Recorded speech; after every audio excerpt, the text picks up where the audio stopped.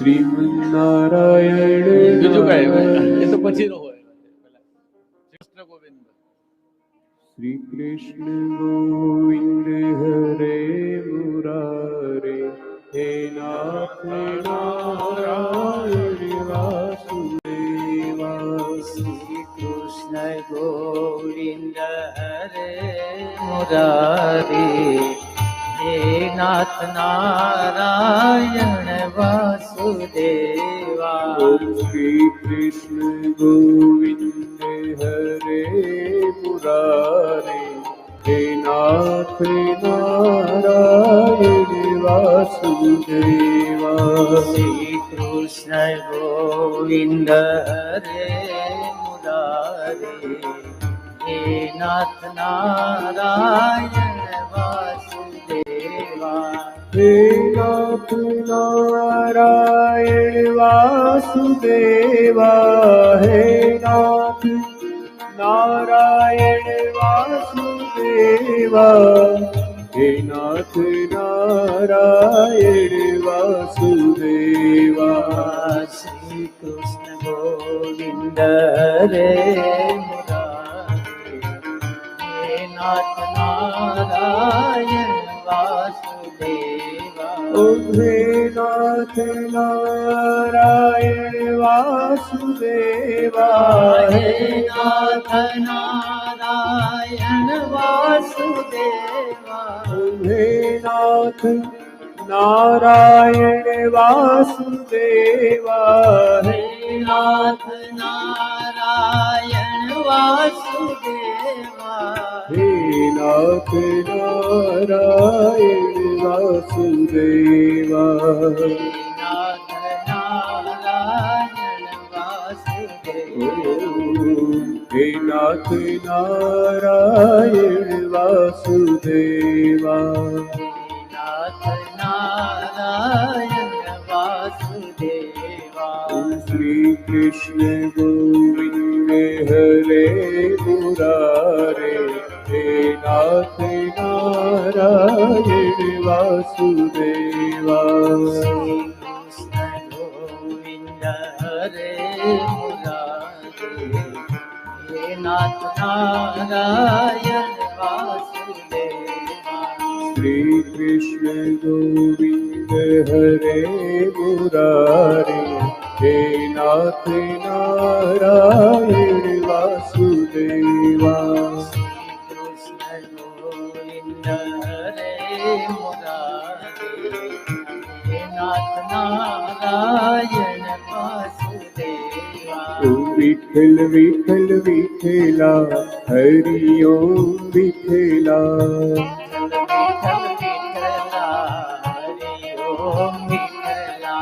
વિઠ્ઠલ વિઠ્ઠલ વિઠ્ઠલા હરિ ઓમ વિઠ્ઠલા.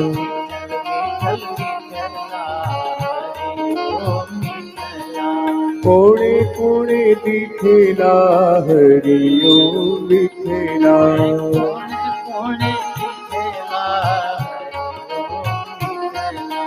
કોણે કોણે દીઠેલા હરિ ઓમ વિઠ્ઠલા. કોણે કોણે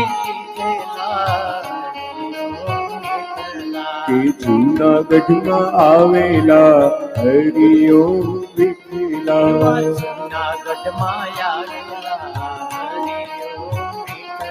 એ નરસૈયાએ દીઠેલા હરિ ઓમ વિઠ્ઠલા.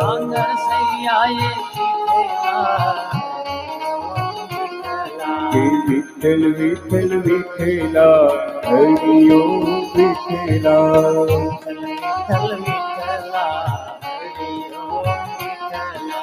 કોણે કોણે દીઠેલા હરિ ઓમ વિઠ્ઠલા.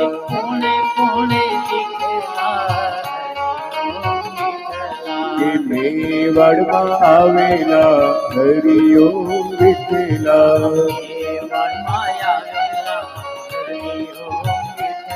કે મીરાબાઈ દીઠેલા હરિ ઓમ વિઠ્ઠલા. કે વિઠ્ઠલ વિઠ્ઠલ વિઠ્ઠલા હરિ ઓમ વિઠ્ઠલા. કે વીરપુરમાં આવેલા હરિયો વિઠેલા એવા વીરપુરમાં આવેલા કે વીરપુરમાં આવેલા હરિયો વિઠેલા વીરપુરમાં આવેલા હે છેલ્લા રામે દીઠેલા હરિયો વિઠેલા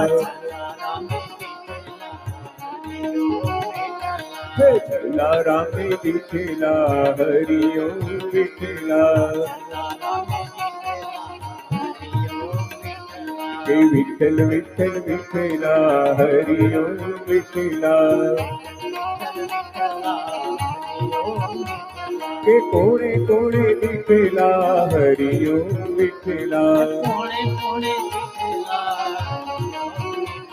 એ સખુબાએ દીઠેલા હરિયો વિઠેલા એ પરમાબાએ દીઠેલા હરિયો વિઠેલા ગુરુ વિઠ્ઠલ વિઠ્ઠલ વિઠ્ઠલ વિઠ્ઠલ વિઠ્ઠલ વિઠ્ઠલ વિઠ્ઠલ વિઠ્ઠલ વિઠ્ઠલ વિઠ્ઠલ વિઠ્ઠલ વિઠ્ઠલ વિઠ્ઠલ વિઠ્ઠલ વિઠ્ઠલ વિઠ્ઠલ વિઠ્ઠલ વિઠ્ઠલ વિઠેલા હરિયો વિઠેલા એ વિઠ્ઠલ વિઠ્ઠલ વિઠેલા હરિયો વિઠેલા કે વિઠ્ઠલ વિઠ્ઠલ વિઠેલા હરિયો વિઠેલા હે વિઠ્ઠલ વિઠ્ઠલ વિઠેલા હરિયો વિઠેલા હે હરિયો વિઠેલા હરિયો વિઠેલા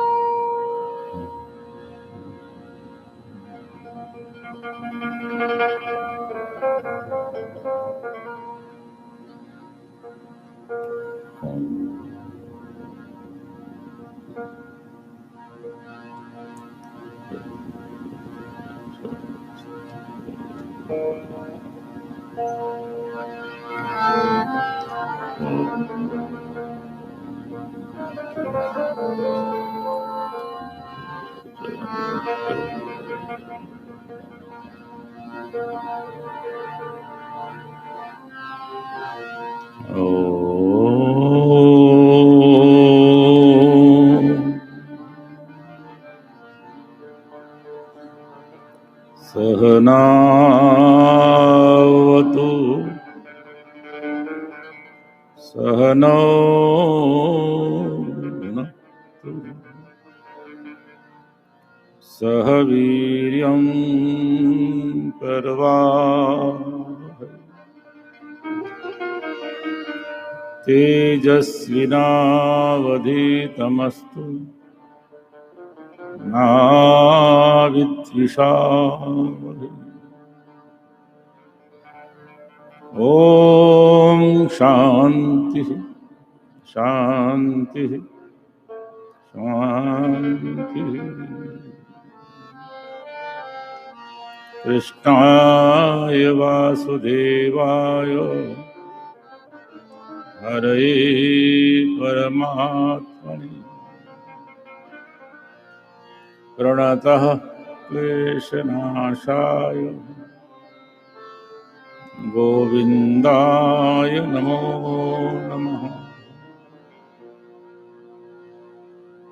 वसुदेवसुतं देवं हंसचानूरमर्दनं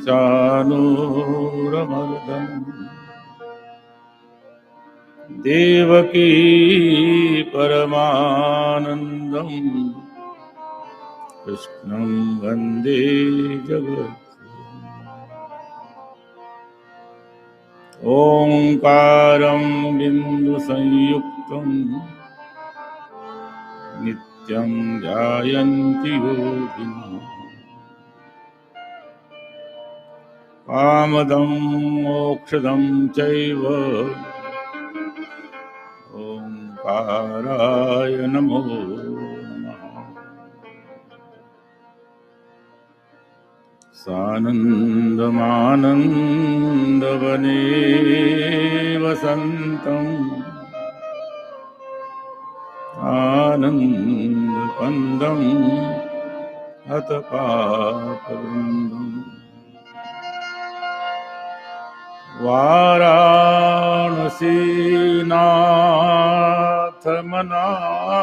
वाराणसीनाथमनाथनाथम् श्रीविश्वनाथं शरणं प्रपद्ये श्रीविश्वनाथं शरणं प्रपद्ये। बोलो काशी विश्वनाथ भगवान की जय। भागवत भगवान की जय। व्यास जी महाराज की जय। सुखदेव जी महाराज की जय। प्रेमपुरी जी महाराज की जय।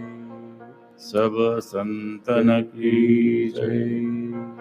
सब भक्तन की जय। कृष्ण कन्हैया लाल की जय। ओम नमः पार्वती पतये हर हर महादेव हर। परमपिता परमात्मा की असीम कृपा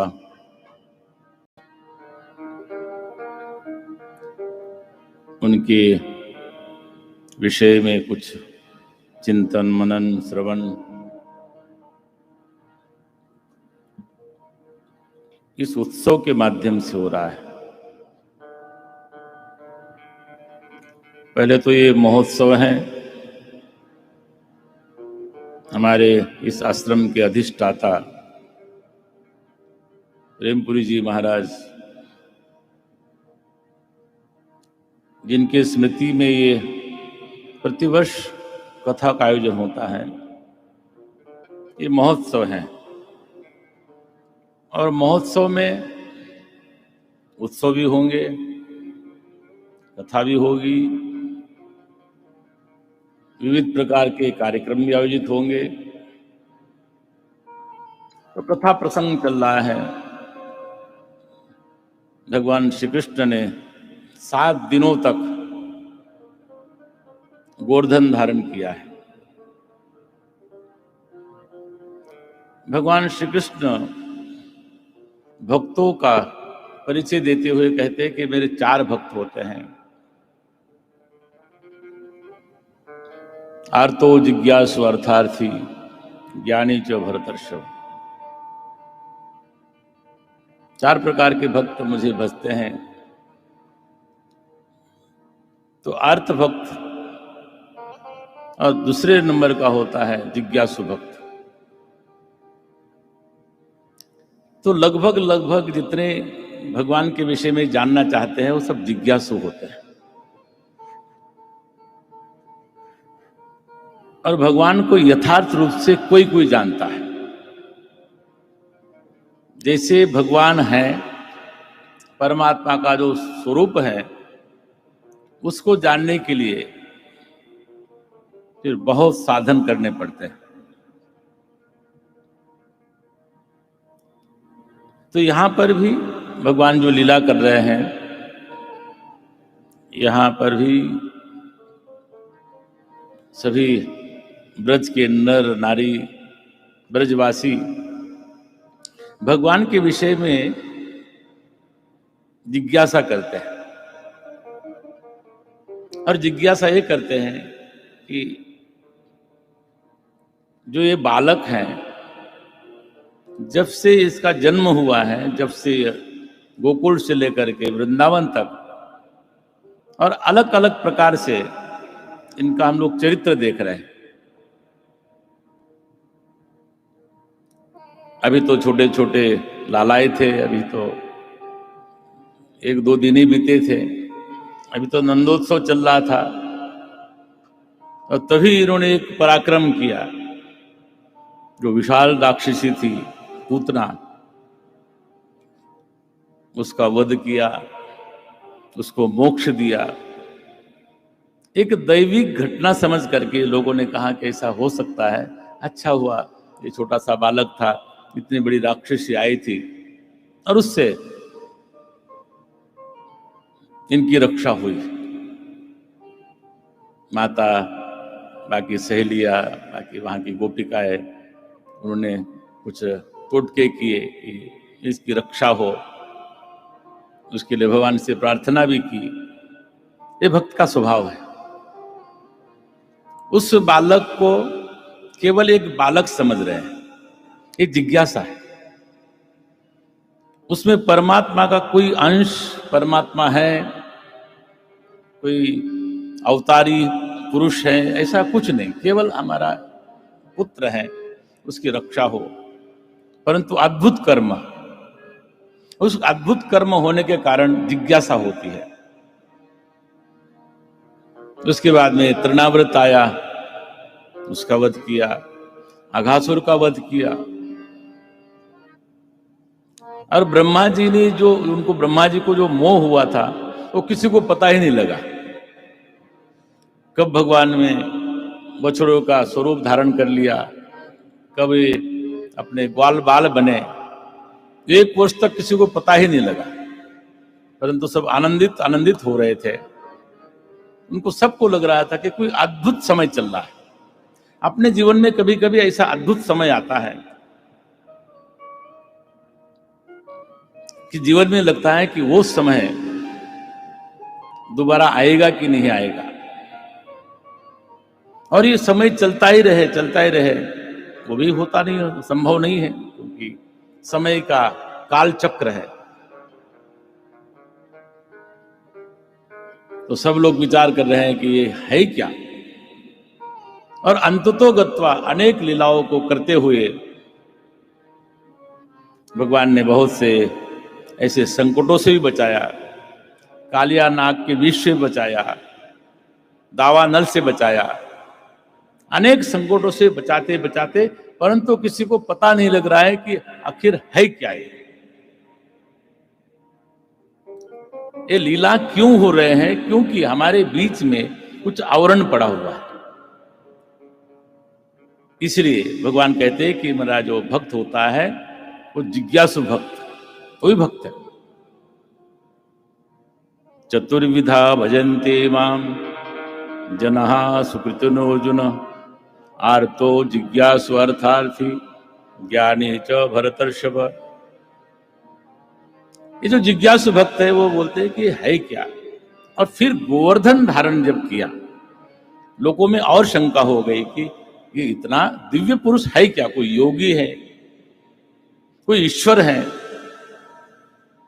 लोगों में और जिज्ञासा होने लगी, क्योंकि 7 दिनों तक गोवर्धन धारण करके रखा।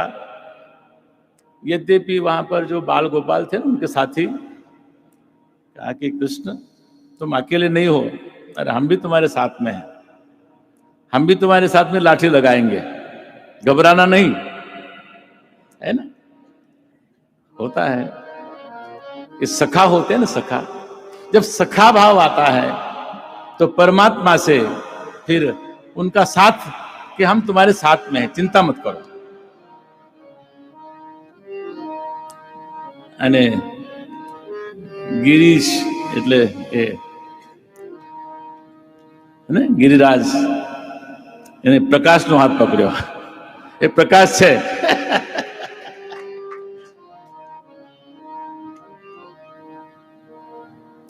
कि प्रकाश के बिना भी काम नहीं चलता है। तो भगवान का सखा बन करके वो कहते हैं कि हे कृष्ण, कभी तुमको नींद आई तो बता देना कि तुम सो जाना, हम ये धारण करके रखेंगे। हमारी कल्पना होती है, हमारे में भी वो शक्ति है, वो शक्ति जीवात्मा में भी वो शक्ति है, परंतु हम उस शक्ति को समझते नहीं। जैसे हनुमान जी महाराज सर्वशक्तिमान, परंतु जब सीता का शोध करने जा रहे थे उनको कुछ पता नहीं था कि मैं कौन हूं। उनको याद दिलाया गया। किसी ने कहा कि मैं वहां बीच तक जा सकता हूं, किसी ने कहा कि मैं वहां तक जा सकता हूं, किसी ने कहा कि वहां तो जा तो सकता हूं, लौट नहीं सकता। परंतु बुद्धिमान भी है, भक्त भी है, उनको पता नहीं था, उनको याद दिलाया गया। इसलिए हम लोग सुंदरकांड करते हैं। उस समय तो हमें भी पता नहीं कि हम भगवान को प्राप्त कर सकते हैं और भगवान जैसे हो सकते हैं। इसलिए अंतिम कहा, कहते हैं कि ब्रह्मविद ब्रह्मैव भवति। हम लोग ब्रह्मास्मि माला का पाठ करते हैं ना प्रतिदिन। कभी इस पर प्रवचन हुआ है? कभी या किसी ने किया है?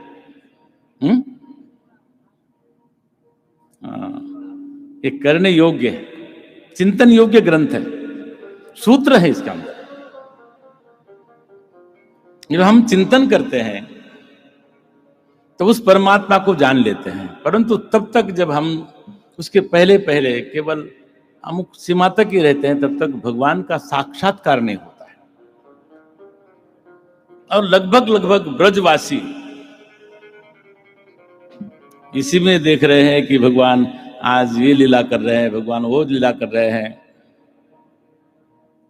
और जैसे जो नंद बाबा बड़े भोले भाले भक्त हैं, भक्ति करने वाले हैं। नंद बाबा को ये लगता है, अब लगने लगा। पहले पुत्र समझते थे नंद बाबा, केवल अपना पुत्र समझते थे। जब अद्भुत कर्म देखने लगे, उनके मन में भी विचार आया कि सामान्य बालक नहीं है। पहले उनको किसी ने योगी समझा, किसी दैव का अंश समझा, किसी ने महापुरुष समझा, और फिर उपरांत बाबा जी को भी, नंद बाबा को भी वास्तविक ज्ञान होने लगा। इतना बड़ा इंद्र का यज्ञ हम लोग करते थे, और उस यज्ञ में हम लोग इंद्र को आहुति देते थे, और कभी हमने इंद्र को हमारे भोजन को पाते हुए देखा नहीं। तो हम लोग इतना स्वादिष्ट भोजन ले जाते थे, और कभी इंद्र को हमने दर्शन भी नहीं किया। और बाबा को दर्शन दिया, अपने पिताजी नंद बाबा को भगवान ने दर्शन दिया। कहां पर? वो गोधन के शिखर पर। और उनको जो यहाँ पर 56 भोग बनाए थे, उनको वहां पर भोग लगते हुए भी देखा, उनको प्रसाद ग्रहण करते हुए भी देखा। जब हम ये इतना देखते हैं तो हमारे हृदय में फिर भाव बदल जाते हैं। हम सबके हृदय में भाव बदल जाते हैं। अच्छे भाव भी आते हैं और फिर विपरीत भाव भी आते हैं। परंतु कभी कभी ऐसा होता है कि जब एक बार हमारे मन में आता है कि व्यक्ति खराब ही है, ये व्यक्ति अच्छा है ही नहीं। जैसे भारतवर्ष के अनेक लोगों को ये अभी भी भ्रांति है कि जो शासक अपने मोदी जी है, इतना करके आज भी लोग विश्वास नहीं कर पा रहे हैं, इनका विरोध कर रहे हैं, क्योंकि उनके मन में एक ग्रंथि पड़ी है कि व्यक्ति इतना करके भी कभी कभी इस दुनिया को मैं अच्छा हूं, मैं श्रेष्ठ हूं, आचरण करते करते करते आपका जीवन निकल जाता है। परंतु जिनके अंदर उसके प्रति ईर्ष्या होती है, द्वेष होता है, शत्रुवत भावना होती है, उसके प्रति कभी भी हमारी आस्था बदलेगी ही नहीं। प्रत्यक्ष उदाहरण है। जो व्यक्ति 18 घंटा काम करता है, देश की सेवा करता है, अरे माता पिता को किसको मिलने की इच्छा नहीं होती है, और वो व्यक्ति देश के लिए रात दिन करता है। कभी किसी ने सैनिकों के साथ में किसी ने रात बिताई है, दीपावली की रात? ठीक है, कुछ होता है, इच्छाएं होती है, वो बात अलग है। लोकेशना होती है, पर लोकेशना अगर किसी कल्याण के लिए हो, आपके अंदर लोकेशना भी हो, आपके अंदर उसकी एक व्यवस्था हो, और लोकेशना भी अगर वो जनता के हित के लिए है, वो भी गलत नहीं है, होना चाहिए। हम लोग सब लोकहित में कार्य करते हैं। अब यहाँ पर भी कार्य होता है, कोई कहता है कि मेरे तरफ से ये आप ले लो, आप ये करो, लेकिन मेरा नाम हो। हम जब नीचे से उतरना चढ़ना शुरू करते हैं तो वहीं से कुछ हमारे यहाँ पर कुछ मूर्तियाँ मिलती है, कुछ फोटो लगे रहते हैं, कुछ प्रतिमाएं बनी हुई है ना। तो उन्होंने किस लिए किया? लोक हितार्थ। लोकेशना भी व्यर्थ नहीं है, खराब नहीं है, होना चाहिए, परंतु हम केवल हमारे मन में अगर उसके प्रति केवल शत्रु की भावना रखे, द्वेष की भावना रखे, फिर हमारा कल्याण नहीं होगा। फिर तो हमारी जो गति होनी है वो होनी है, परंतु जिज्ञासु भक्त ऐसा नहीं होता है। पहले बाबा नंद बाबा बहुत भोले भाले हैं, केवल पुत्र समझते हैं, और फिर जब जिज्ञासु भक्त धीरे धीरे अपने अंतःकरण में विश्लेषण करता है, जब हम लोग श्रवण करते हैं ना, फिर मनन करते हैं, और मनन के पश्चात हमें लगता है कि वास्तविकता है क्या। तो वास्तविकता ये है, वो जो परमात्मा है वो व्यापक होने पर भी वो लीला करता है, और ये लीला पुरुषोत्तम है। भगवान श्री कृष्ण अनेक लीलाएं कर रहे हैं, परंतु लीलाओं को वो प्रकट नहीं कर रहे हैं, क्योंकि अगर मैं लीलाओं को प्रकट करूंगा, इनको पता लग जाएगा, तो मेरा जो लीला का कार्य है वो अधूरा रह जाएगा। इसलिए भगवान भी कभी कभी हमारे सामने अनावरण डाल देते हैं।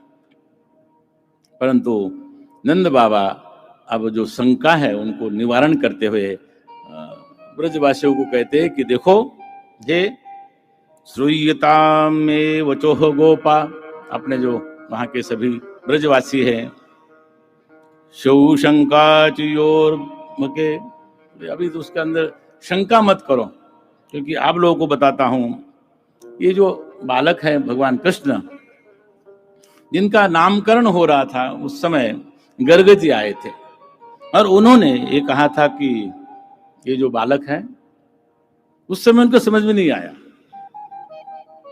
बहोनी संति नामानी, वही उच्चारण यहां पर कर रहे हैं कि इनके बहुत से नाम हैं।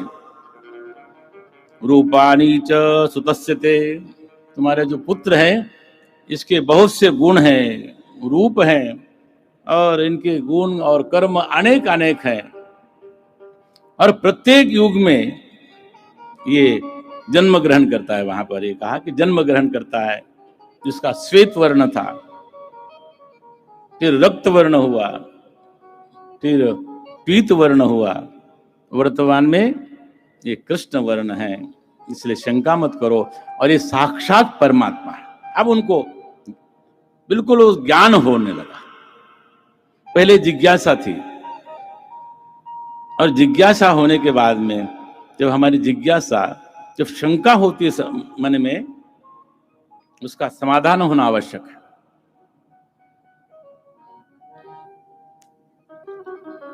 हमारे बीच में जब शंका होती है कि ब्रह्म कैसा है, लोग बोलते हैं ब्रह्म है, ब्रह्म है, ब्रह्म है क्या, परमात्मा है, परमात्मा है, परमात्मा है क्या। जब उसका विश्लेषण करते हैं और गुरु के पास जाते हैं, तो वहां पर गुरु जी उस शंका का जो समाधान करते हैं, परंतु कहते हैं कि संशय आत्मा विनश्यति, हमेशा संशय करते रहेंगे, संशय करते रहेंगे, और दुनिया यही करती है। जब आपकी शंका हो, उसका समाधान करने वाला गुरु हो, और यहाँ पर तो कृष्ण वंदे जगत गुरु हैं। अब तो बहुत से जगत गुरु हो गए, अब तो जहां जाओ ये जगत गुरु है, वो जगत गुरु है। अरे जगत तो एक ही है। कितने जगत है? आप किसी ने लिख दिया कि मैं ब्रह्मांड गुरु हूं, चलो ब्रह्मांड भी आ गया। तो गुरु कितने हो? तो गुरु तो एक ही है। कौन है? कृष्णम वंदे, जिसको जो मानना हो। और फिर भी अगर जगत इतना ही है, अगर प्रेमपुरी जितना ही जगत हम समझे, इसका भी एक गुरु सदगुरु हो सकता है। ये जगत अगर समझे, जगत में जाते नहीं हैं, जगत का पता नहीं है, और फिर नाम होता है क्या? नमस्कार उनको भी। अपने को तो सबको नमस्कार करना है, यहां से व्यासपीठ है, निंदा तो किसी की करनी नहीं है। निंदा स्तुति ये अपना तो अलग विषय है, परंतु कहते हैं कि भगवान श्री कृष्ण जगत गुरु हैं और उनका प्रकाश उनके बाबा के हृदय में आता है। और बाबा कहते हैं कि हे ब्रजवासियों, तुम लोग शंका मत करो। गर्ग जी महाराज गर्ग ज्ञानी है, उन्होंने स्वरूप बताया था कि स्पष्ट नहीं किया था कि ये वही है जिसको हम परब्रह्म कहते हैं, अवतार ग्रहण कर लिया है और ये दुष्टों का संहार करेंगे और भक्तों का कल्याण करेंगे, उनका रक्षण करेंगे। ये बातें वहां नहीं कही थी, केवल सूत्र रूप से। सूत्र होते हैं ना, व्यास जी महाराज ने सूत्र की रचना की। अथा तो ब्रह्म जिज्ञासा, पहला सूत्र है ना, इसका है पहला सूत्र ब्रह्म सूत्र का। हमारा ये दर्शन ग्रंथ है, जो हम लोग कहते हैं कि इंडियन फिलॉसफी, वो ये है। अथा तो ब्रह्म जिज्ञासा, ब्रह्म जिज्ञासा करनी चाहिए, परंतु ब्रह्म जिज्ञासा करने से पहले आपको साधन संपन्न होना चाहिए। तो वो कोई महापुरुष हो जाते हैं। और प्रारंभ में कहा जन्माद्यस्यतः, ये सूत्र रूप से कहते हैं, परंतु उसकी व्याख्या विस्तृत हो जाती है। भगवान शंकराचार्य, चाहे कोई भी आचार्य हुए हो, हमारे यहाँ पर बहुत से आचार्य हुए, उन्होंने अपने अपने दृष्टि से परमात्मा का विश्लेषण किया। और हमारे यहाँ पर ये छूट है, अपने सनातन धर्म में ये छूट है कि भगवान को आपको किस रूप में देखना है, भगवान का विश्लेषण कैसे करना है। भगवान का विश्लेषण ये है कि वो परमात्मा है। योगी लोग बोलते हैं कि परमात्मा है, भक्त लोग बोलते हैं कि भगवान है, और वेदांती लोग बोलते हैं कि वो ब्रह्म है। इसलिए बोलते हैं ना कि वेदांत का मतलब है कि वेद में जो अंतिम भाग है, जो ज्ञान भाग है, उसमें जो कहा गया सर्वम खलु इदं ब्रह्म, है ना, देह नानास्ति किंचन ईशावास्यमिदं सर्वम यत्किंचित् जगत्याम जगत, ये संपूर्ण जगत वो परमात्मा ही है। परंतु समझने में धीरे धीरे अपने को समझ आता है, और जो समझ जाते हैं वो वास्तविक स्थिति पर पहुंच जाते हैं। क्योंकि सभी पहले भी कहा कि जो नदी का मूल होता है बड़ा छोटा होता है, जिज्ञासा आनी चाहिए, जिज्ञासा होनी चाहिए। और जिज्ञासा किसके प्रति होनी चाहिए? जो सत्य के प्रति जिज्ञासा होनी चाहिए। सत्य, जगत में सत्य है ही क्या? और ये शास्त्र, इसलिए शास्त्र कहते हैं, संत कहते हैं, पुराण कहते हैं, इसी बात को समझाते हैं। और हम समझ लेते हैं, थोड़ा सुन भी लेते हैं, और कभी कभी सुनते सुनते फिर थोड़ा सा मन एकाग्र हो जाता है, और फिर वो एकाग्र मन में फिर थोड़ा सा ओझलपन आता है। बोझल होने के बाद में फिर निद्रा आती है। कयाधो को भी आई थी ना निद्रा। फिर नारद जी ने, जो आपके भीतर जो बैठा हुआ है, निद्रा होने पर भी आपके भीतर भी तो कोई बैठा हुआ है, वो श्रवण करेगा। अब नंद बाबा, उनको समझ में आया कि पूर्ण परब्रह्म है, और नंद बाबा ने कहा सबका शंका निवारण की कि सामान्य ये शिशु नहीं है, सामान्य बालक नहीं है, ये तो भगवान का साक्षात स्वरूप है। और कहते हैं कि उस समय नंद बाबा, एक दिन की बात है कि एक बार उन्होंने एकादशी का व्रत किया। एकादश्याम निराहार, कैसी एकादशी की? निर्जला, निराहार। यहां पर निर्जला नहीं लिखा है, तो निर्जला तो की थी भीम ने। तो कहते हैं कि भीम बोलता है कि भाई मैं तो ये हर महीने की एकादशी नहीं कर सकता हूँ, दो एकादशी, भूखा कहाँ रहूं। एक ही दिन ऐसी कुछ, भगवान को पूछा कि एक ही दिन ऐसा कुछ बताओ। बोले एक दिन ऐसा करो कि वर्ष में एक बार, वो भी ग्रीष्म ऋतु हो, गर्मी पड़ रही हो, और उस दिन तुम निर्जला एकादशी करो, तो सभी जितनी बाकी एकादशी है, जो 23 एकादशी, उसका सब तुमको फल मिल जाएगा। यहाँ कहते हैं कि सुखदेव जी महाराज कहते हैं कि एकदा एकादश्याम निराहार समभ्यर्च जनार्दनम। एकादशी जिस दिन हम करते हैं, अगर आप फल चाहते हैं, ऐसे एकादशी करेंगे, अगर कम खाएंगे, थोड़ा सा सामान्य आहार लेंगे, तो आपके शरीर की शुद्धि होगी। एकादशी व्यर्थ नहीं जाएगी। परंतु फिर एकादशी के दिन फिर ये फलहार, वो फलहार, ये वाला, आलू वाला, टिकिया वाला, साबुदाने वाला, बहुत सा हो जाता है। वो कितना आपको फल देगी वो तो मैं नहीं जानता हूं, क्योंकि आप बोलते, डॉक्टर बोलता है कि घी कम खाना, तो आप रोटी में भी नहीं लगाते हैं, लेकिन तली हुई उस वस्तुओं को आप फिर एकादशी के दिन ग्रहण करते हो, तो कितना आपके शरीर को लाभ पहुंचाएगा ये हम नहीं कह सकते हैं। परंतु यहाँ कहते हैं कि निराहार एकादशी करते हुए और साथ साथ में समभ्यर्च जनार्दनम,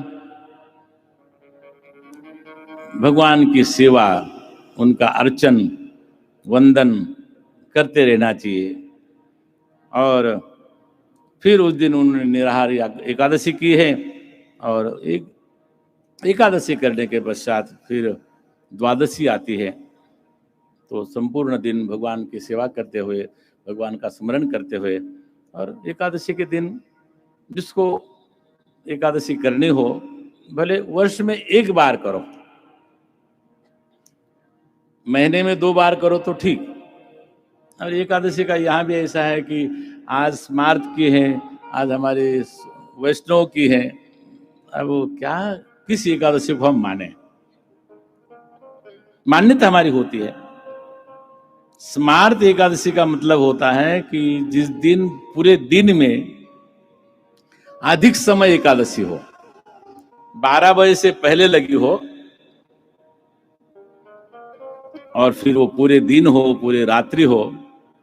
परंतु हमारे वैष्णव भाई बोलते हैं कि सुबह प्रातः काल सूर्योदय के समय, भले वो 2 क्षण के लिए भी क्यों ना आवे, हम उसी को मानेंगे। अब आप मानते रहना, एक दिन करना है अपने को, किसी बात में मतभेद नहीं है, हमारे यहाँ पर सबको छूट है। लेकिन कुछ लोग समझते हैं कि सनातन धर्म में ऐसा क्यों, हिंदू धर्म में ऐसा क्यों? भैया शांति लग रही है थोड़ी सी, नहीं लग रही शांति थोड़ी सी? अच्छा लग रहा है, नहीं? शांत वातावरण है, अच्छा है, विषय अच्छा चल रहा है, सुंदर विषय है। ये भागवत का है, ये बाहर का विषय नहीं है। तो कहने का भाव है कि उसके बाद में संपूर्ण फल प्राप्ति के लिए, और कहते हैं कि नंद बाबा ने भी एकादशी का व्रत किया है, दिन भर निराहार रहे हैं, भगवान की सेवा की है, भगवान की पूजा की है। और स्नातुम नंदस्तु कालिंद्या, भगवान रहते थे ना वहाँ पर, जहाँ पर रमन करते थे, वहाँ पर नंद बाबा जमुना जी के तट पर रहते थे। तो जब निराहार रहते हैं ना, तो पेट में अग्नि जब चलती है, तो जिस दिन आहार कम होना तो निद्रा कम आती है, ऐसा नियम है। अब दिन भर भगवान नंद बाबा ने उपवास किया था, और उपवास करने के बाद में जब वो शयन के लिए गए, उस समय रात्रि काल में 12 ही बजे एक मुर्गे ने बाग दे दी। और पहले के समय ये अलार्म वगैरह नहीं थे, घड़ियां नहीं थी, उस समय ये होता था कि नक्षत्र कहाँ है उसको देखते थे कि अब रात्रि के 2 बजे हैं, 3 बजे हैं, 4 बजे हैं। अपने यहाँ पर जब कार्तिक मास होता है ना, बम्बई में दिखता है कि नहीं दिखता है पता नहीं, परंतु एक तारा दिखता है, शुक्र तारा, प्रातः काल, और बहुत चमकता है, होता है ना। इसलिए इधर मैं देखता हूं कि ये सब जो शास्त्र के जानकार है सब इधर, और इधर मैं देखता हूं तो संगीत के जानकार है। कथा का वही आनंद है जहां पर संपूर्ण रस हो और श्रोता अच्छे हो। श्रोताओं को लगे कि कथा ठीक हो रही है, और वक्ता को लगता है कि श्रोताओं को ठीक लग रही कि नहीं लग रही है, वो श्रोता भी समझता है, इसको और कहने की इच्छा होती है। प्रातः काल हुआ, परंतु उनको लगा कि प्रातः काल हुआ, परंतु वो जो असुर काल था, और असुर काल में नंद बाबा स्नान करने के लिए चले गए, और वरुण देवता का कुछ अपराध हुआ, और वहां पर असुर थे। एक असुर ने उनको पकड़ा। कभी कभी हम लोग सुनते हैं कि वहां पर वरुण के दूतों ने पकड़ा। वहां पर असुर काल होने के कारण उस असुर काल में उस कालिंदी से जमुना जी में वो जो जल में स्नान कर रहे थे, वहां से पकड़ करके नंद बाबा को वरुण लोक ले गए। ये लीला है। भगवान श्री कृष्ण को अपने नंद बाबा को, जो भक्त थे, अपने स्वरूप का परिचय कराना था। मुख्य उद्देश्य क्या है? एक भक्त को जो निर्मल हृदय वाला है, परंतु उसको ब्रह्म का ज्ञान नहीं है, क्योंकि ब्रह्म है क्या, ब्रह्म का ज्ञान नहीं है, परंतु ब्रह्म है, ये उनको ज्ञात कराना था। और फिर वो धीरे धीरे होता है। एकाएक अगर कहेंगे कि हम ब्रह्मास्मि, तो फिर आपको समझ में आएगा नहीं। वो परमात्मा है क्या, तो उसका स्वरूप क्या है, वो सच्चित आनंद कहने से तो हो जाता है, परंतु जगत का कारण आप ढूंढने जाएंगे, जगत का कारण क्या है, तो आपको धीरे धीरे धीरे जब आपको पता लग जाएगा कि मैं जीव हूं और वो परमात्मा है, शिव है, इसको समझने में बहुत समय लग जाता है। तो भगवान भी एकाएक उपदेश देना नहीं चाहते हैं, धीरे धीरे भगवान ने लीला रची। और रात्रि काल में वरुण देवताओं के दूत जो वहां पर असुर था वो ले गया, और प्रातः काल हुई, सब लोग देखने लगे नंद बाबा नहीं है, नंद बाबा नहीं है, कहाँ गए कहाँ गए, खोजबीन होने लगी। सब लोग चिंतित होने लगे, क्योंकि नंद बाबा व्रज के रक्षक है, नंद राय हैं। पहले होते थे, जिस जगह पर रहते थे उसका उनके पास उनके अधीनस्थ उनका शासन होता था। नंद बाबा व्रज के रक्षक है। जब रक्षक ही चला गया तो सब लोग चिंतित हो गए। कन्हैया ने कहा कि तुम लोग चिंता मत करो। भगवान को पता था कि वो कहाँ गए हैं, और भगवान श्री कृष्ण वरुण लोग जाते हैं, और वरुण लोग जब जाते हैं तो नंद बाबा वहाँ पर बंदी गृह में पड़े होते हैं। और जैसे ही वरुण जी ने देखा कि हमारे यहाँ पर पूर्ण परब्रह्म आए हैं, तो वरुण जी दौड़े दौड़े आते हैं, उनके लिए सुंदर थाली सजाते हैं, उनका पूजन करते हैं। और ये दृश्य बाबा देख रहे हैं कि हमारा कन्हैया, जिसको हम अपना बालक समझते हैं, अरे वरुण, वो पूजन करने के लिए जा रहे हैं, उनका पूजन कर रहे हैं, उनकी आरती कर रहे हैं, और उनको सम्मान से सिंहासन पर, अपने सिंहासन पर उनको बिठा रहे हैं। ये सब वरुण नंद बाबा देख रहे थे। और वरुण जी ने कहा कि भगवान आपका यहाँ पर पदार्पण कैसे हुआ, हमारे लोक में आपका आना तो दुर्लभ है, परंतु फिर भी आप सदैव आए हैं, तो आप बताएं क्या। बोले और कुछ नहीं है, जो अंदर बिठाया ना तुमने अंदर बंदी गृह में, वो मेरे पिता है, उनको यहाँ से मुक्त करो जल्दी से जल्द। और उनको लेकर के पुनः भगवान अपने ब्रज में आते हैं और ब्रज वाले बहुत आनंद प्रसन्न हो जाते हैं और फिर वहां पर भगवान का स्तवन वहां पर करते हैं। ओम नटवर नागर नंदा बजुरे मन गोविंदा गोपाला। नागर नंदा बजुरे मन गोविंदा गोपाला।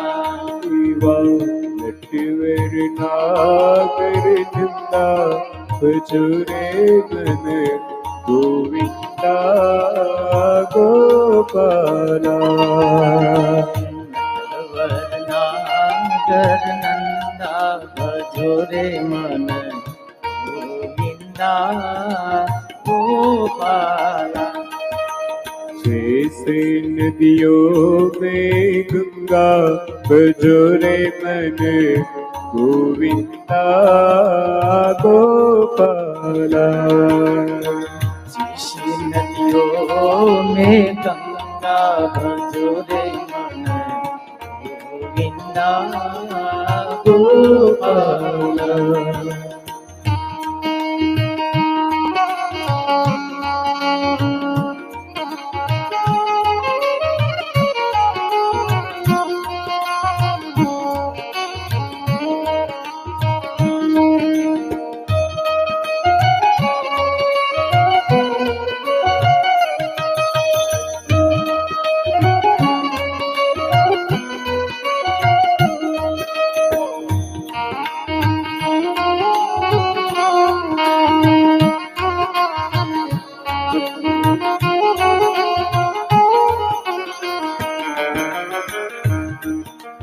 जैसे गगन में चंदा बजुरे मन गोविंदा गोपाला। जैसे गगन में चंदा बजुरे मन गोविंदा गोपाला। जैसे गगन में चंदा बजुरे मन गोविंदा गोपाला। जैसे गगन में चंदा बजुरे मन गोविंदा गोपाला। जैसे भक्तों का मन सिंगा बजुरे मन गोविंदा गोपाला। जैसे भक्तों का मनस बजुरे मन गोविंदा गोपाला। नटवर नागर नंदा बजुरे मन गोविंदा गोपाला। नटवर नागर नंदा बजुरे मन गोविंदा गोपाला। राधे राधे राधे श्याम से मिला दे। राधे श्याम से मिला हे राधे राधे राधे श्याम से मिला दे। राधे राधे श्याम से मिला श्याम से मिला दे घन श्याम से मिला दे। श्याम से मिला दे घनश्याम से मिला ओम श्याम से मिला दे घन श्याम से मिला दे। श्याम से मिला दे घनश्याम से मिला सीते सीते सीते राम से मिला दे। सीते सीते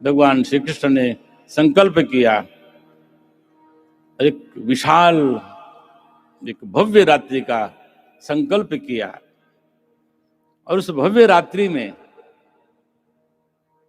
अनंत अनंत गुण आ गए।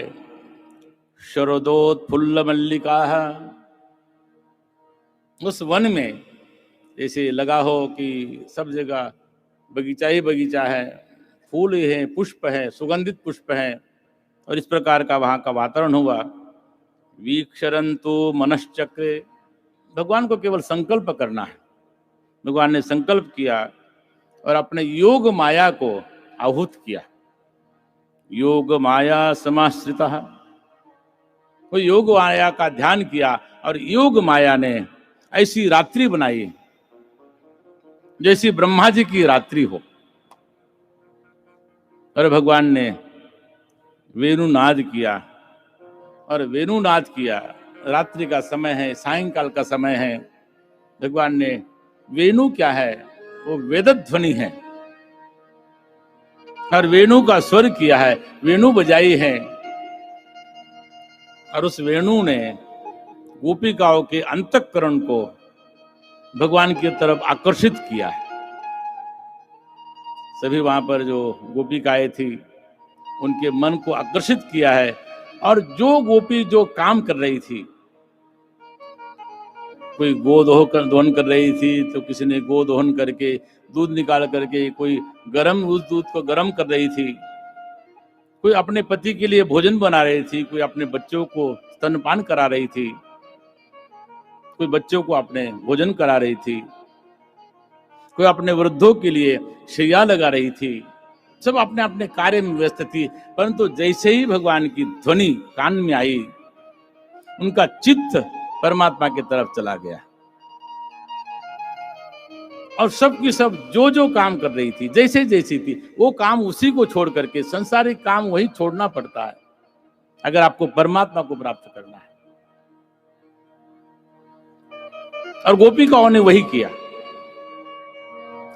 आज की गोपिकाओं को कहना वो थोड़ा उचित नहीं है, क्योंकि आज समय बदल गया है।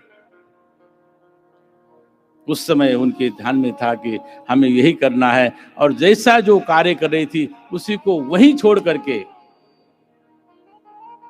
किसी की रोटी सीख रही थी, तावे पर रही होगी, वो वहीं छोड़ दी।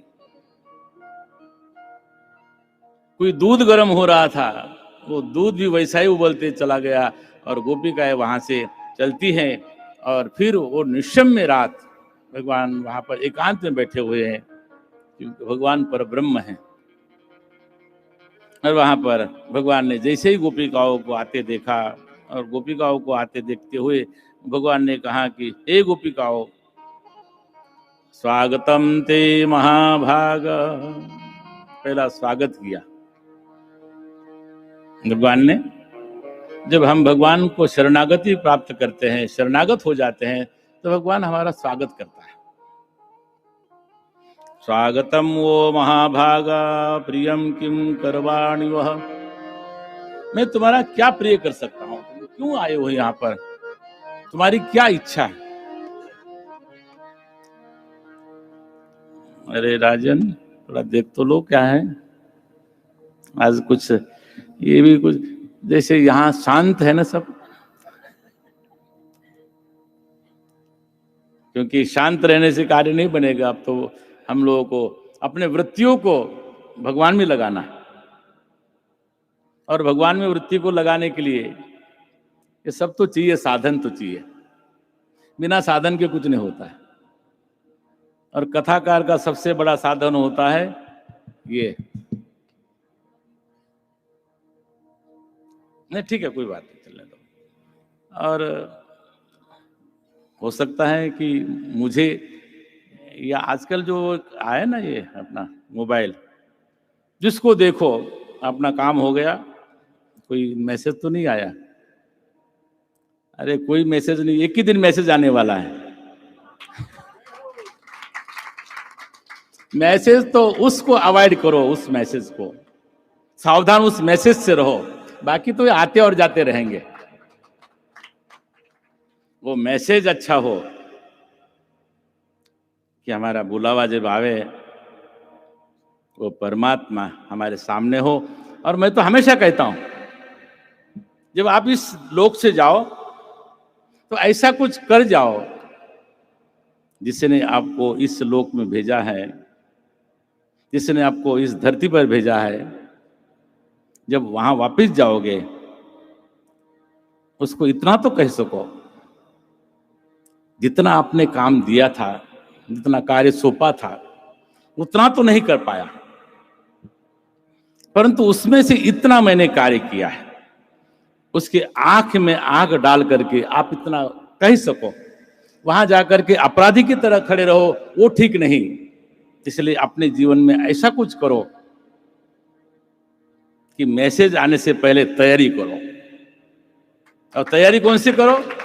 उसके आंखों में आंख मिला करके हम कह सके, हम इतने शक्तिशाली तो नहीं थे, हमारे पास ना इतना धन था, ना हमारे पास इतनी शक्ति थी, जितना था उतने से ही मैंने शुभ काम किया है। अरे धन है, धन अपनी जगह पर है, शक्ति है अपनी जगह पर है। अगर अपना कुछ है तो आपका मन तो आपका है ना। अपने मन से शुद्ध भाव से भगवान को भजन करोगे तो वो धन से भी नहीं होगा, आपके दूसरी शक्ति से भी नहीं होगा। आपके मन से जो आपका जो भजन होगा वो सर्वोत्कृष्ट होगा। वो तो कभी कभी उसमें लगाना चाहिए। और ये गोपिकाओं ने लगाया हुआ है और भगवान ने उनका स्वागत किया। आप आओ, यहाँ आए हैं तो किस लिए आए हो? भगवान ने पूछा कि आए हो इस रात्रि के काल में यहाँ पर आए हो।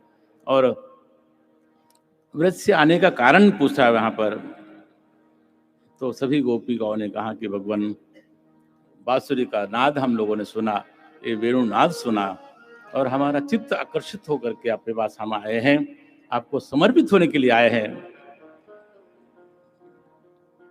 बोले आप मेरे लिए आए हैं, आपने मुझे देख लिया और अभी आपने अपने गृह कार्य छोड़ के आए हो, उस गृह कार्य के लिए फिर से वापस चले जाओ।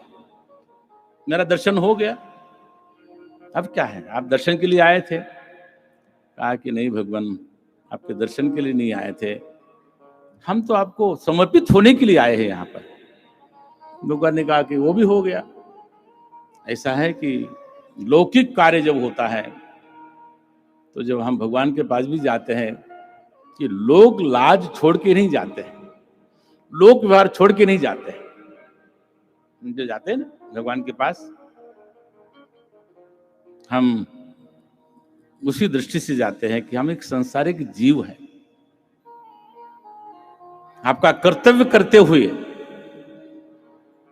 हमारे शास्त्र तो कहता है कि आपको सब कुछ छोड़ देना चाहिए, परंतु तब छोड़ना चाहिए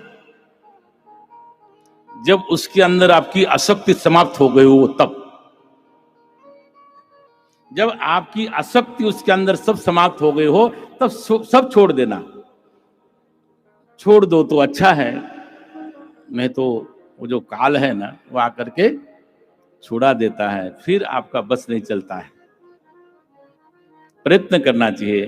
गोपिकाओं ने कहा कि हम सब छोड़ के आ गए हैं, फिर भी भगवान ने कहा कि तुम्हारे पति है, तुम्हारे पिता है, तुम्हारा परिवार है, तुम्हारे बच्चे हैं, सबका लालन पालन, और ऐसी दशा में तुम लोगों को रात्रि काल में यहाँ पर नहीं आना चाहिए था, क्योंकि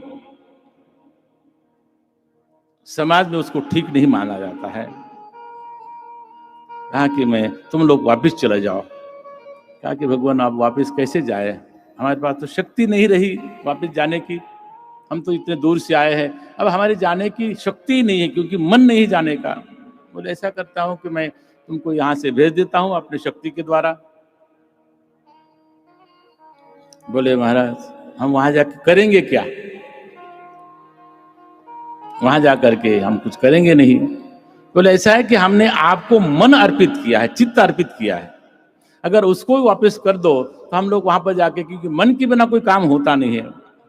भगवान ने कहा कि मैं सब कुछ तो वापस कर देता हूं, परंतु जो मुझे मन अर्पित करता है उसको मैं अपना मन वापस नहीं करता हूं।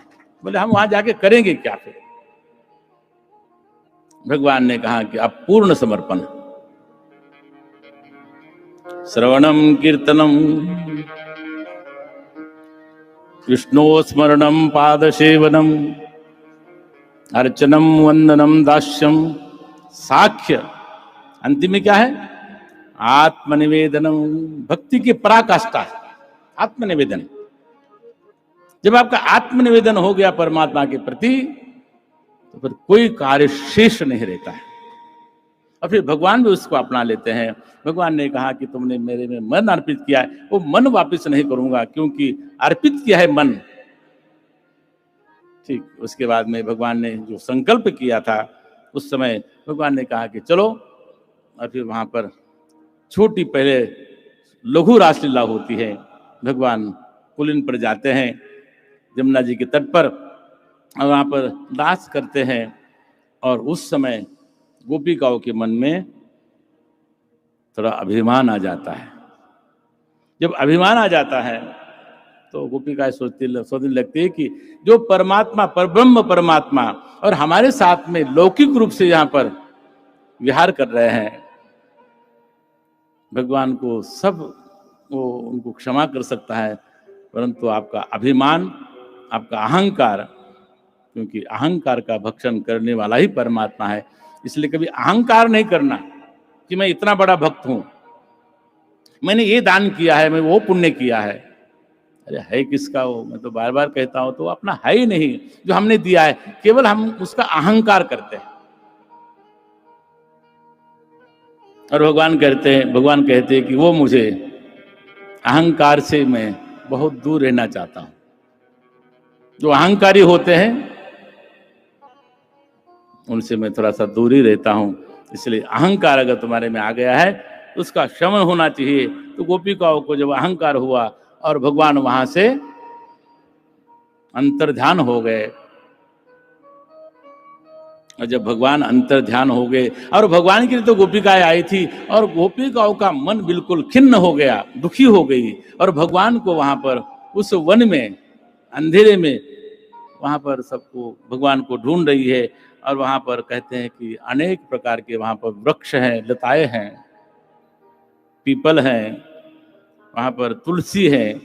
उन सबके पास जाते हैं कि हमारे प्रियतम कृष्ण को तुम लोगों ने देखा है। और फिर वहां पर अनेक अनेक प्रकार की वहां पर तो विरह उनका जो हृदय है वो करते हुए, तो तुलसी है, मालती है, और सभी के पास जाती है। और फिर वहां पर ये पृथ्वी से पूछती है, वहां पर उस जंगल में भी हिरणी घूमती है, हिरणी को पूछती है कि हमारे प्रियतम लाला को देखा है, कृष्ण को देखा है। वहां पर देखते हुए वहां पर सब कहते हैं कि हमने तो नहीं देखा। फिर उन्होंने विचार किया कि आप क्या करना चाहिए।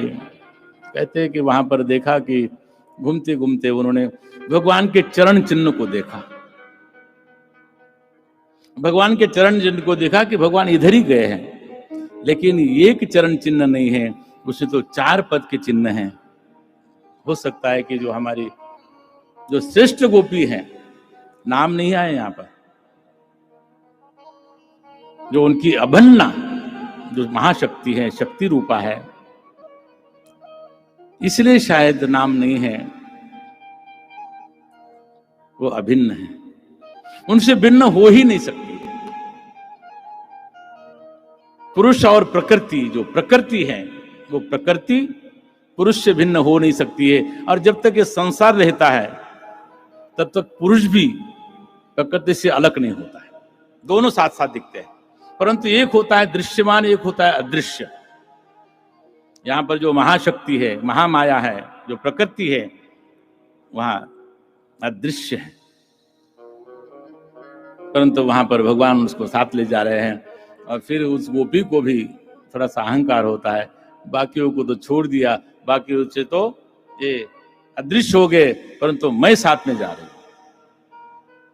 और थोड़ी देर के बाद में देखा कि 2 ही पद चिन्ह रहे हैं। गोपिकाओं ने देखा आगे जा करके, अब लगता है कि उन्होंने अपने मन में समझ लिया कि हो सकता है वो गोपिका बहुत सुकुमार है, बहुत कोमल है, भगवान ने उनको अपने कंधे पर उठाया होगा और यहाँ से ले गए होंगे। कल्पनाएं हैं, ये भक्ति की कल्पना होती है और होनी भी चाहिए। उसके बाद में वो भी गोपी का कहीं वहां पर बैठी हुई मिली और उसने अपनी व्यथा सुनाई कि मैं साथ में तो जा रही थी, परंतु वहां वो भी विरह से बिल्कुल, उनका विरह वहां देखने में आ रहा है। और सब लोगों ने विचार किया कि अब क्या करें, अब तो आराधना करो। और गोपिकाएं सब मिलकर के आती है जमुना के पुलिन पर, जमुना के तट पर, और वहां बैठ करके सब गोपिकाएं फिर परम पिता परमात्मा जो शुद्ध स्वरूप है उनका गुणगान करने लगती है। और वो कैसा उनका स्वरूप है, वो क्या लीला करते हैं, यहाँ कैसे अवतरण हुआ, वो गोपी गीत के माध्यम से तैयारी है। वो गोपी गीत जो यहाँ पर सुंदर गोपी गीत हुआ है उसका हम लोग यहाँ पर गान करें। और उसके बाद में फिर जब रास का प्रसंग आएगा फिर आप लोग आज तैयार रहना, फिर आपके पास में समय मिलेगा। पहले गोपी गीत को हम लोग श्रवण करते हैं। जयति तेधिकम् जन्मना व्रजा श्रयत इन्दिरा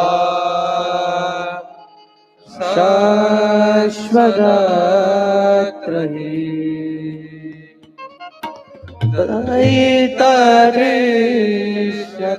दयितरिष्यताम् दीक्षुतावका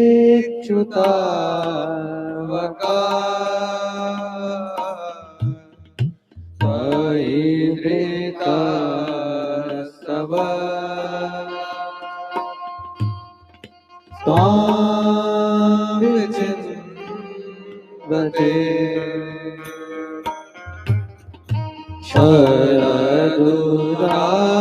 शरदुराशये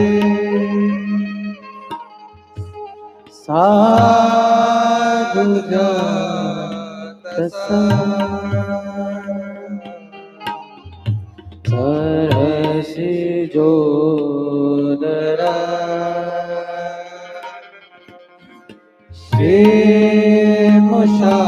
श्रीमुषादृशा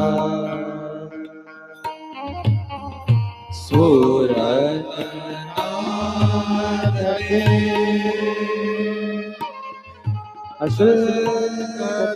अशुल्कदासिका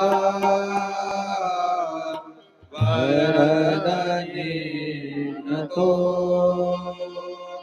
नेहव्यं वद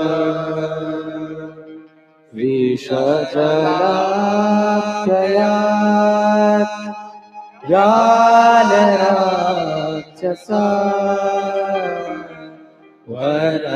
वरशमारुता वैद्युतानला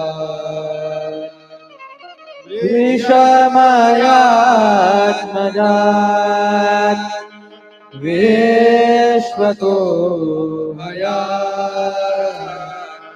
निसभते वयम् रक्षितामो न खलु गोपिका नन्दनो भवान् अखिलदेहिका अन्तरात्मद्रे विघ्नसाधितो विश्वगोप्तये सखौदेवान् सात्वतां कुले विरचिताभयम् वृष्णिधुर्यते चरणमीयुषा संसृते भयात् करसरोरुहम् कान्तकामदम् शिरशिरे श्वेतरग्रहम्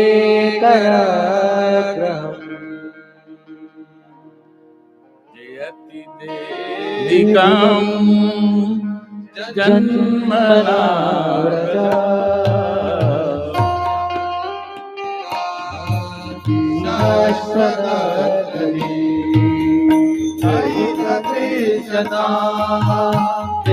सदा सुता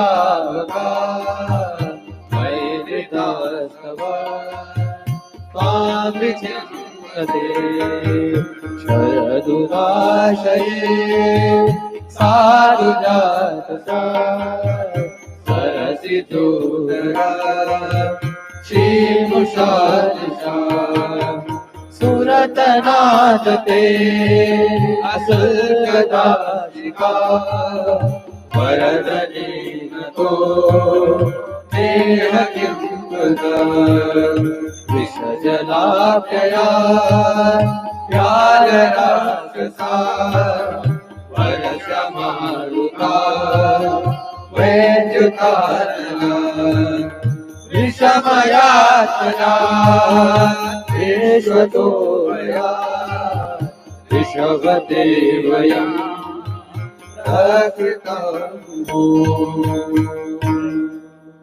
भगवान श्री कृष्ण की अत्यंत मधुर स्वर में गोपिकाओं ने स्तुति की है।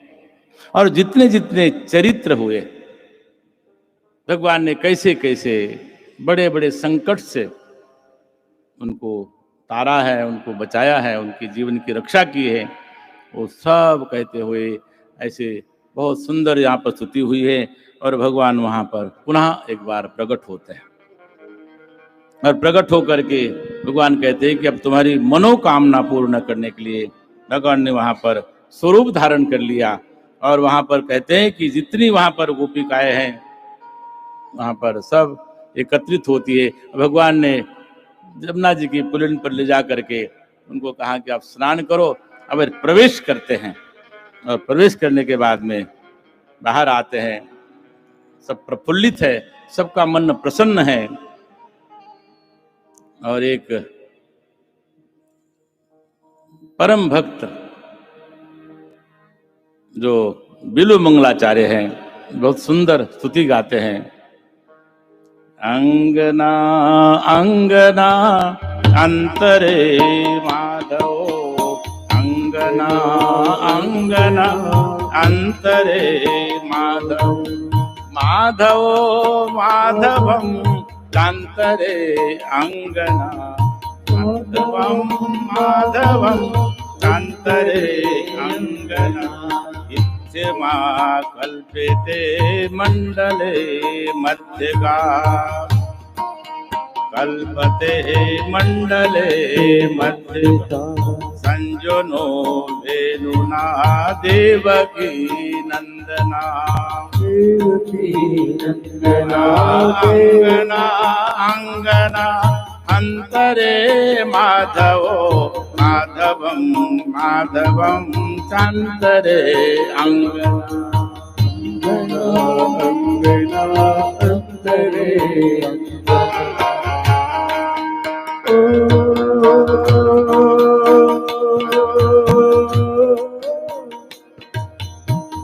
वालो मारो रास में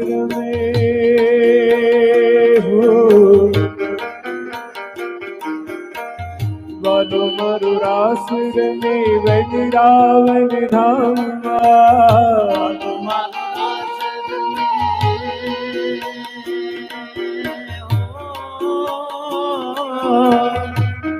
मारो रास वृंदावन धामा, एक एक गोपियों में एक एक का, एक एक गोपियों में एक एक गोपियों में एक एक का, एक एक गोपियों में एक का,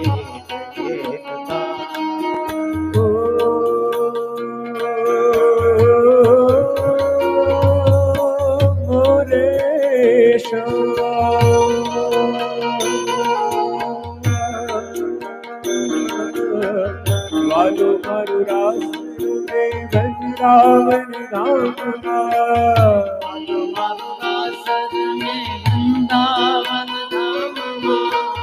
वालो मारो रास रंगे वृंदावन धाम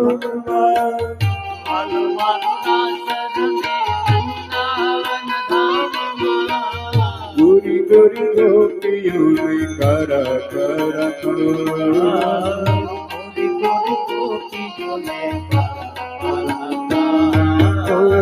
गोरी गोरी गोपियों में करा करा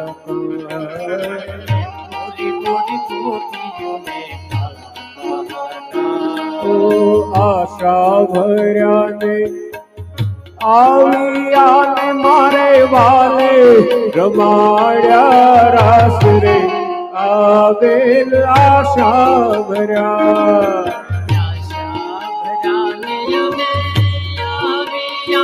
मारे वाले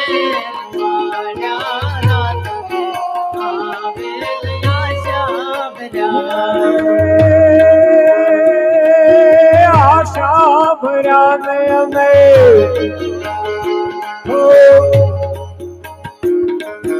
आशा भरा नय में आविया में मारे वाले रुमाया रास रे आवेल आशा भरा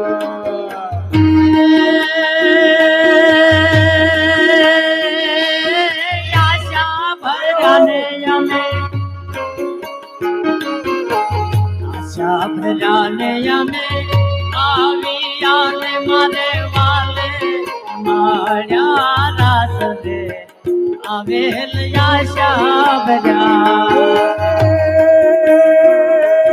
शरद पूनमनी रात्रि में काई चांदो जयो आकाश रे आवेल आशा भरा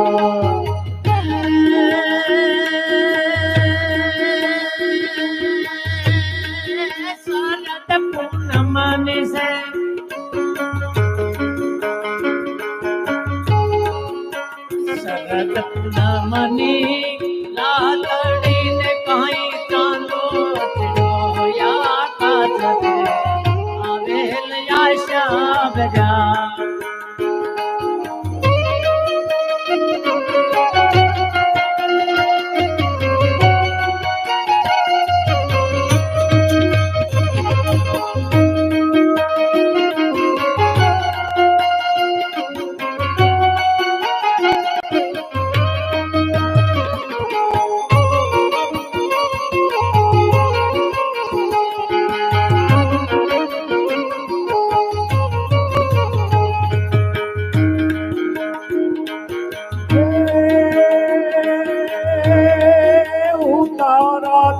तुमने ओरड़ान काई देशु बिड़ी ना बोल रे आवेल आशा भरा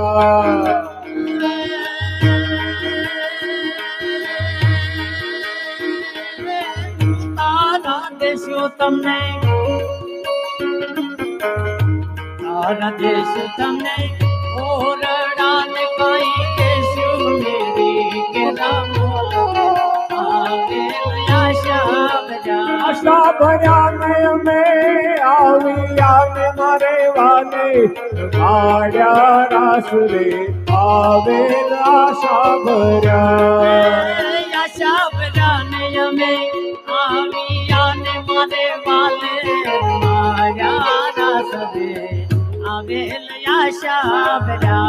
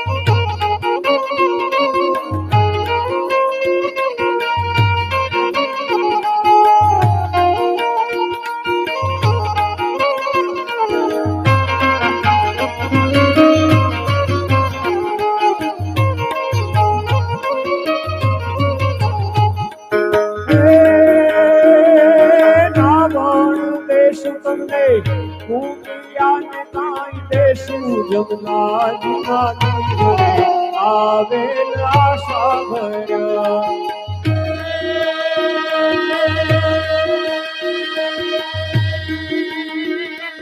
કાવણ દેશો તમને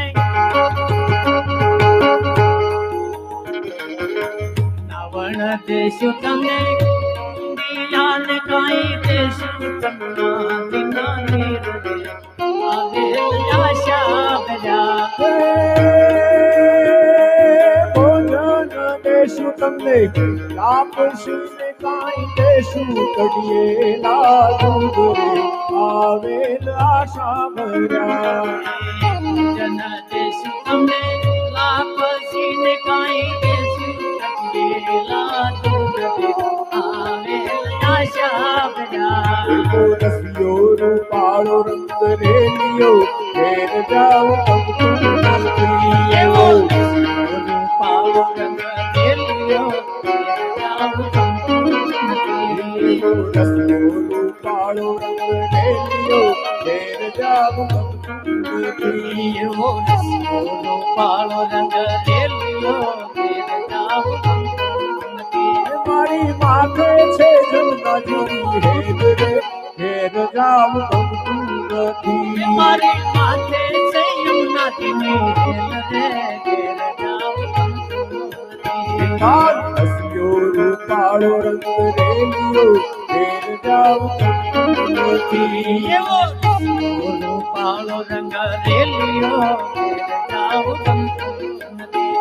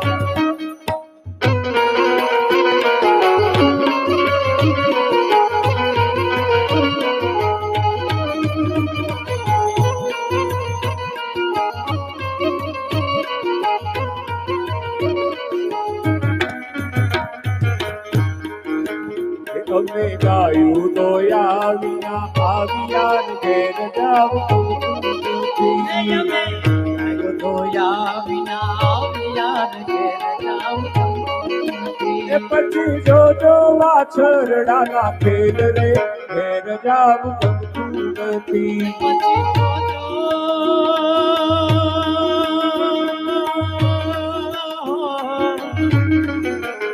પછી જોજો વાસરડાના ખેલ રે ઘેર જાઓ ગમતું નથી. હે પાન રસિયો રૂપાળો રંગ રેલિયો ઘેર જાવ ગમતું નથી. હે કાન રૂપાળો રંગ રેલિયો ઘેર જાઓ ગમતું નથી. હે કૃષ્ણ ભગવાન હાલ્યા કુંવારી તેને હાલ્યા કુંવારી તેને એ લીધો રે મણિયારા વાળું વેશ હે હોવે હોવે વારુયા જીલો મણિયારા એ ભૂતો તુલે વારુયા જીલો મણિયારા એ ભૂતો તુલે વારુયા જીલો મણિયારા.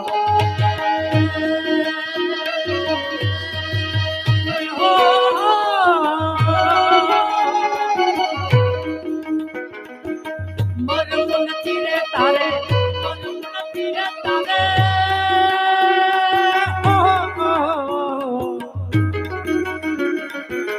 મરવું નથી રે તારે માના માને કાઈ ભૂલી ગયો કીર્તન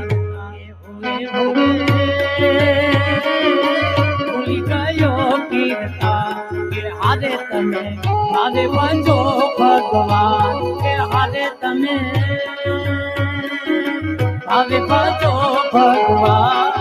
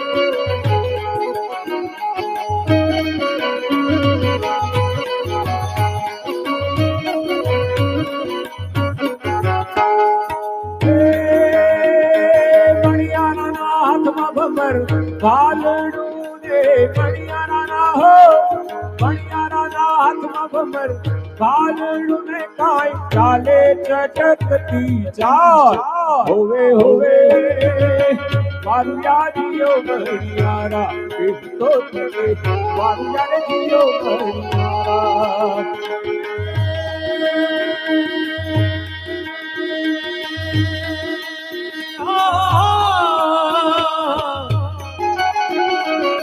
मारू मारू रे तमे मारू मारू रे तमे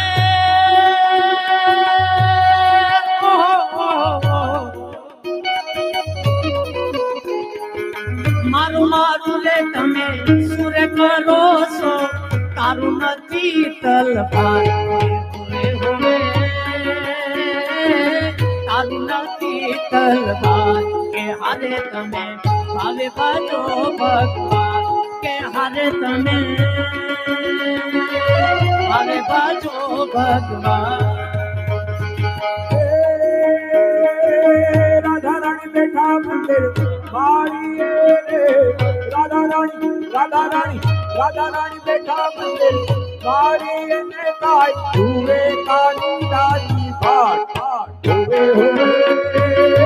बारू यार जियो मणियारा तो चले बारू यार जियो मणियारा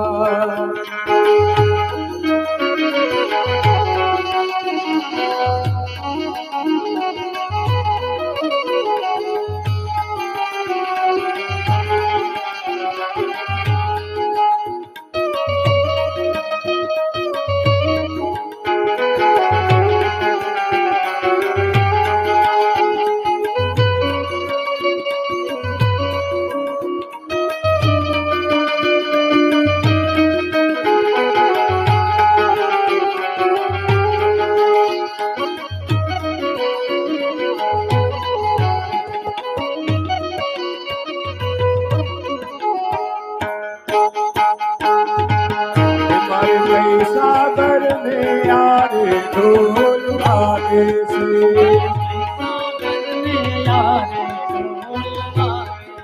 हमारे सागर में यार ढोल बाजे से सागर में यारे ढोल बाजे से ढोल बाजे से ढोल वागे से हमारे में सागर में यार ढोल बाजे से हमारे महिसागर ने यारे ढोल वागे से साधुचारम मेघमलारम फणिबहारम जलधारम नदूर जकारम नैमिकुकारम कड़िकाकारम विस्तारम नादई संभार व्यास अपार नंद कुमारन निर्धारी कहरा दे प्यारी ने बलिहारी गोकुलिया गिरधारी रे तेरे गोकुलियावो गिरधारी रे तेरे गोकुलियावो गिरधारी रे तेरे गोकुलियावो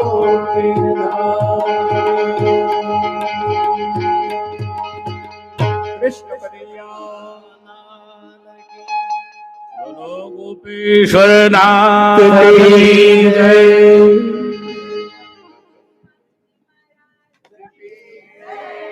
बहुत भावपूर्ण गोपिकाओं के हृदय को प्रसन्न करने के लिए, गोपिकाओं के मन की कामना पूर्ण करने के लिए भगवान ने ये रासोत्सव का आयोजन किया। जब रासोत्सव होने वाला था उस समय देवताओं को वहां पर प्रवेश की अनुमति नहीं थी। वो अपने अपने विमान लेकर के रासोत्सव देख रहे थे, परंतु भूदेवों को वहां पर वर्जित नहीं था प्रवेश। इसलिए आज शायद भूदेव भी वहां पर आकर के रासोत्सव में वहां पर सम्मिलित हुए।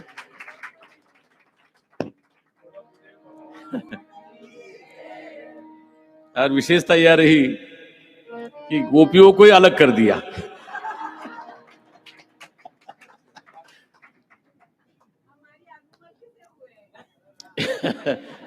बड़ा सुंदर प्रसंग हुआ। और जब जिज्ञासु होता है कि उनके मन में जरूर प्रश्न आता है। और राजा भी अभी राजा को पूर्ण ज्ञान नहीं हुआ है, केवल चरित्र श्रवण का है। राजा परीक्षित और यहाँ पर प्रश्न करते हैं कि भगवान संस्थापनाय धर्मस्य, यहाँ पर राजा का प्रश्न है कि भगवान धर्म के संस्थापन के लिए आए थे। प्रशमाये तस्य च, बोलते हैं कि जो दुष्ट थे उनके संहार के लिए आए थे। आविर्तनो ही भगवान अंशेन जगदीश्वर, साक्षात जगदीश्वर थे। उन्होंने ऐसा जो लौकिक कार्य क्यों किया, कैसे किया? तो यहाँ पर सुखदेव जी महाराज उत्तर देते हैं संक्षेप में, यहाँ पर बहुत विस्तार है उसका, संक्षेप में उत्तर देते हैं। धर्म व्यतिक्रमो दृष्ट, कभी कभी धर्म को व्यतिक्रमण करते हुए देखा है। ईश्वराणांच साहसम, कभी धर्म को भी व्यतिक्रमण करना होता है और ईश्वर उनका सत्कार्य के लिए साहस होता है। ऐसा कार्य करते हैं जो हम लोगों को लगता है कि भगवान ऐसे क्यों करते हैं। तेजस्वीयाम न दोषाय, जैसे तेजस्वी होते, तेजस्वी पुरुष होते हैं, उनको दोष नहीं लगता है।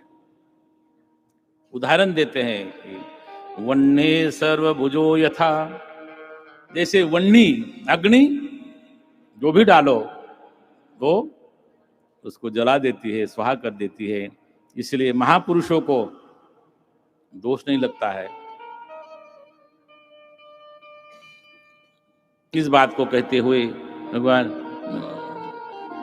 सुखदेव जी महाराज कहते हैं कि वो जो ब्रह्म रात्रि थी, ब्रह्म रात्रि उपावृत्ते, विशाल ब्रह्म रात्रि थी, वो समापन हो नहीं रही थी, परंतु ब्रह्म रात्रि जैसी रात्रि विशाल वो समापन की हो गई। और वासुदेवानुमोदिता, भगवान वासुदेव जी ने उसका समर्थन कर दिया। और अनिच्छोत्यो गुणोप्य, अनिच्छा से गोपिया स्वग्रहात भवत प्रिया, सब गोपिकाओं को निर्भय हो करके और उनको कहीं तिरस्कार न हो, घर में गई है, यहाँ से छोड़ करके रात्रि को वन में गई है, वहां रास किया है। सब परमात्मा ने, भगवान ने वहां पर उनको सबके मन को शुद्ध करके पुनः गोपिकाओं को अपने ग्रह करने के लिए भेजते हैं। और भगवान के अपने अनेक अपने काम होते हैं, क्योंकि जब भगवान का अवतार होता है उस समय ये पंच महाभूत हैं, इनके भी विकार आता है, क्योंकि सृष्टि ही बनती है पंच महाभूतों से। तो कहते कि भगवान श्री कृष्ण ने अपने चरणवान बिंद से, अपने चरण कमलों से नृत्य करते करते इस पृथ्वी को पुष्ट किया। पहले पृथ्वी को पुष्ट किया भगवान ने, क्योंकि धरती पर बहुत सा पाप हुआ था, इसलिए भगवान ने अपने चरण कमलों से उसको पवित्र किया और उसको सुदृढ़ किया। और साथ साथ में जब वो नृत्य कर रहे थे, उनके मस्तक पर पसीने के बूंद आ रहे थे और वो जल में आवृत हो रहे थे, जल में समा रहे थे। उन्होंने जल को भी उन्होंने शुद्ध कर दिया, पवित्र कर दिया। साथ साथ में उनके जो शरीर से उष्णता पैदा हो रही थी, जब नृत्य करते हैं ये पोछ रहे ना पसीना, शरीर उष्ण हो रहा था, उसने अग्नि को भी सुदृढ़ किया। और उसके पश्चात भगवान अपनी गति से वायु को और आकाश को भी पवित्र कर रहे थे, सुदृढ़ कर रहे थे, क्योंकि उनकी प्रकृति है, उनका कार्य ये है। भगवान ने ऐसा महारास किया है और सब संतुष्ट हुए हैं। और यहाँ भी ये कार्यक्रम यथावत चल रहा है। मैंने पहले ही कहा था, कुछ भागवत भी है, उत्सव भी है, आनंद भी है। जब आनंद ही नहीं हो, रस विहीन कथा हो, तो लोग श्रवण करने बहुत कम लोग आएंगे। और ऐसे भी प्रातः काल का समय है, सब अपने अपने गृह कार्य में लगे रहते हैं, ऑफिस के कार्य में लगे रहते हैं, तो शाम को संख्या अच्छी हो जाती है। तो सायंकाल अन्य कार्य, जो अन्य विषय है, अन्य जो कथा है, उसको सायंकाल की कथा में पुनः एक बार। और सायंकाल हमारी भगवती, जिनका यहाँ पर, जिनके लिए रातोत्सव हुआ, उनका तो केवल नाम ही लेते हैं हम लोग, परंतु जिनके साथ में भगवान ने लीला की, संसार को आगे बढ़ाया, जिनके साथ में उन्होंने पानी ग्रहण किया, ऐसी उनकी अभिन्न स्वरूपा भगवती लक्ष्मी का स्वरूप रुक्मिणी जी का और उनका विवाह प्रसंग सायंकाल हम लोग श्रवण करेंगे। इतना ही आज पहले पूर्वार्ध को विराम देते हो।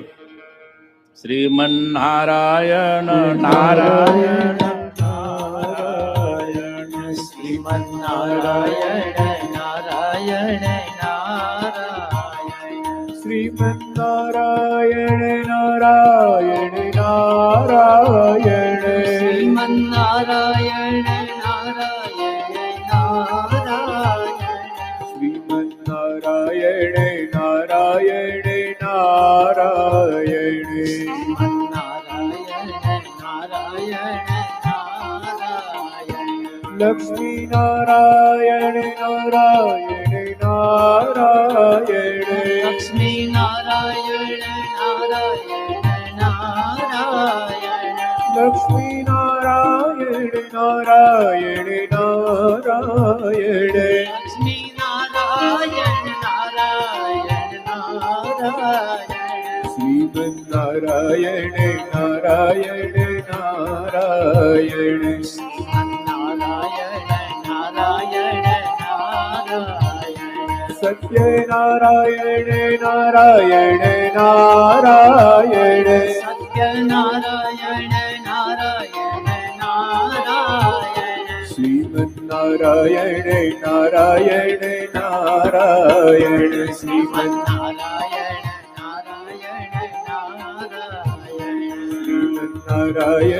नारायण नारायण श्रीमन्नारायण नारायण नारायण गुरुदेव तुम्हारी जय जय हो गुरुदेव तुम्हारी जय जय हो गुरुदेव तुम्हारी जय जय हो गुरुदेव तुम्हारी जय जय हो सद्गुरु तुम्हारी जय जय हो सद्गुरु तुम्हारी जय जय हो सीताराम राधे श्याम